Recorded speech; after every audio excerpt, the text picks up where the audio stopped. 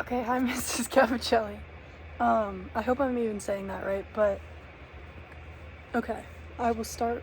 If I have it on my computer, it makes me look really dark, so I'll try my best, but here we go. So we had the Aztec Empire, and I'll skip through all of this since you already saw that.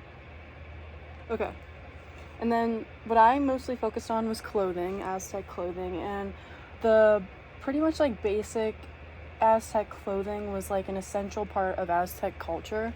They used it in a lot of different ways to express themselves and even show status and even sometimes marital status. And it was also occupation and religious beliefs. And then Aztec society was divided between distinct classes, and each of these classes sort of had a tier. And I added a picture up there.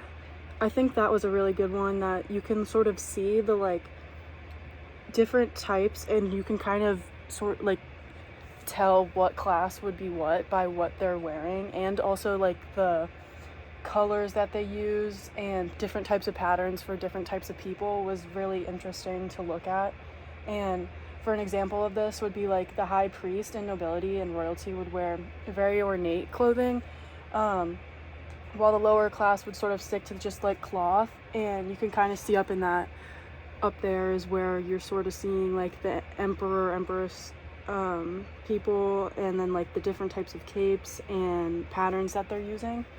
And like I was saying, they're often decorated with intricate patterns, embroidery, feather work, which you'd also would see in headdresses and things like that. And it would showcase the skill of this time period. They had a lot of skill in artistry and weaving, so they would have a lot of different textiles and different types of art on walls, architecture, which I'll get into later. And then common materials that they used for these clothing items would be cotton fiber or mahogany fibers and animal skin. And then footwear was honestly really interesting to me because not everyone wore footwear, and only people that could afford it and sort of higher class would be wearing footwear at all.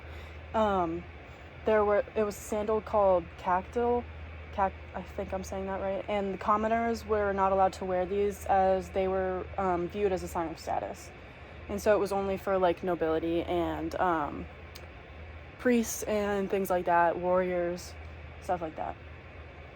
And then also to touch on some of the things that I helped Jimmy with, and never mind, scratch that. This was my slide of traditional women clothing.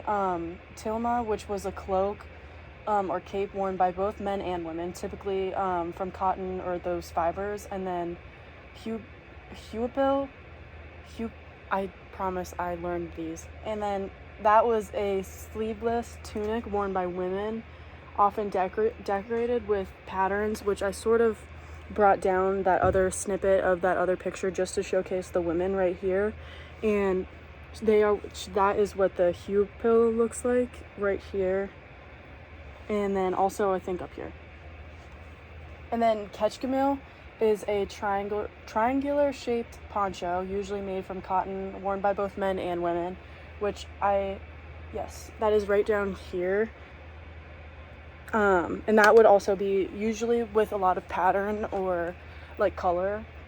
And then kutil, which was just a long skirt, which is also right here, and they would wear it with different things. You can see she's wearing it with different tops and even none, and then up there also wearing it.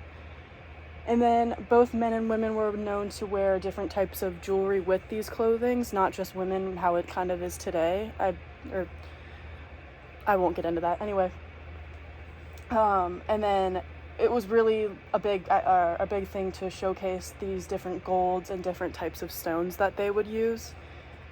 And then getting into some of the things that Jimmy did that I helped him with were just basic clothing items. The loincloth that we've seen, just wrapped around the men's waist, which sort of relates to the women. They use different or similar materials and things like that. Men's jewelry and hair.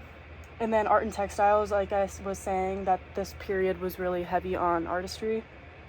And the inspiration behind the pieces was a big idea, and these rugs that were showcased were for different various tribes and different it would show like the different places that you would live based on what kind of art we were looking at.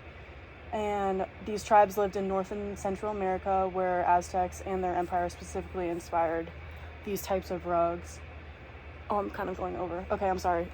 And then these are the types of patterns and rugs that you would see, not just in clothing and these rugs, but also like on walls and things like that. And then basic history. And I hope this was good. I hope. Okay, thank you so much for letting me do this. I hope you learned something.